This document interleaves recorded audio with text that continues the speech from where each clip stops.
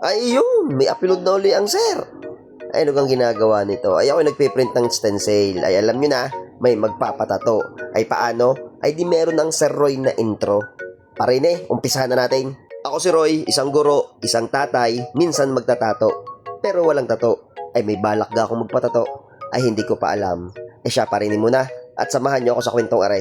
Ay aring lakad kong are ay nung araw pa ng linggo. Ngayon ko lang naisipang i-edit. At medyo busy nga nung mga nagdaang araw. Ay sa mga oras na iyan, ako'y nakarating na dun sa bahay ng aking tatatuan. Ayan ya't ako'y naglalagay na ng gloves para safe ang bawat isa. Ay di bali, ang tatatuan ko nung araw na iyan ay mag-asawa. Una muna ay yung mister. Ayan ya't akin munang pinasirita ng sabon at ating tatanggalin ang balahibo. Para ang pag-penetrate ng karayom ay dire-diretso. Sa mga oras na yan ay di akin nang inilalapat ang design. Akin munang sinipat ng kaunti para makita kung ayos baga ang magiging pagkakalagay.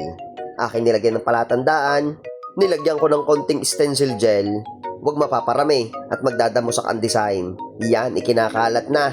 Kapag ayos ng pagkakakalat, ay atin nang ilalapat yung design. Yan, oh. Hahagudin ng kaunti para lumapat na todong-todo. Ay maestro, tuklapin mo na nga. Yun. Oh, ano gayan ko? Ay alimango. Ayos siyang igatan. Nung may dikit ko na ang design, ay di rin ang sunod na gagawin. Babalutin ko na lahat ng aking gagamitin. Yan ang pinakamahalagang bahagi kapag magtatato. Ay di kong inyo mapapansin, ako nga ngayon lang uli nag-upload ng pagtatato. Ay paano ka ngayon walang nagpapatato? Ayan, aking i-upload kung wala. Kaya kayo, kung kayo napapaibig magpatato, ay i-PM nyo lang ako.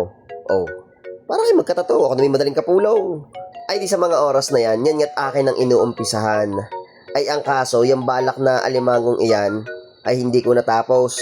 At paano ga, yung aking tinatatuan, ay meron palang pupuntahan, may emergency tawag.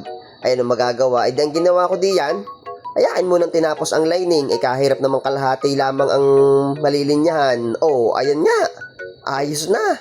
Ay di ang sabi ko sa susunod na lamang uli. Ay di ari si sir yung aking tinatuan ng alimango, paalis na, salamat ho sa inyong tiwala.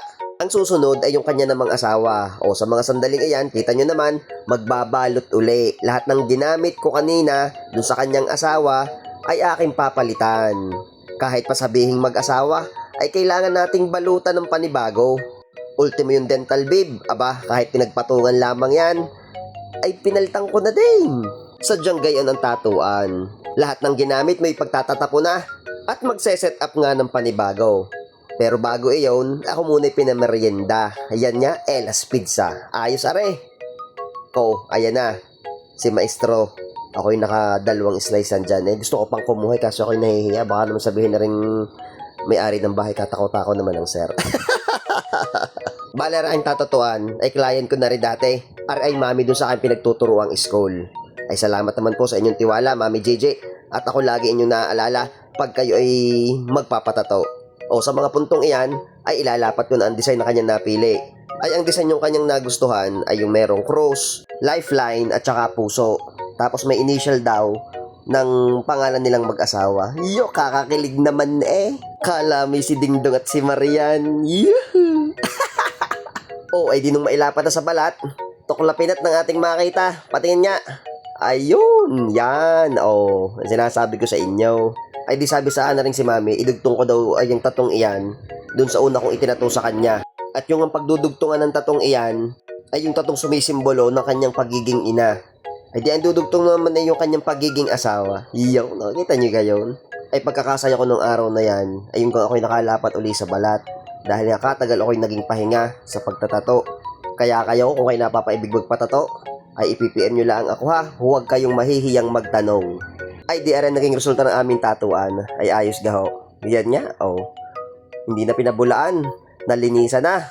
Ay paano? Salamat Mami JJ sa suporta. Hanggang din na lamang ho. Salamat sa pagsama sa kwento. Paalam!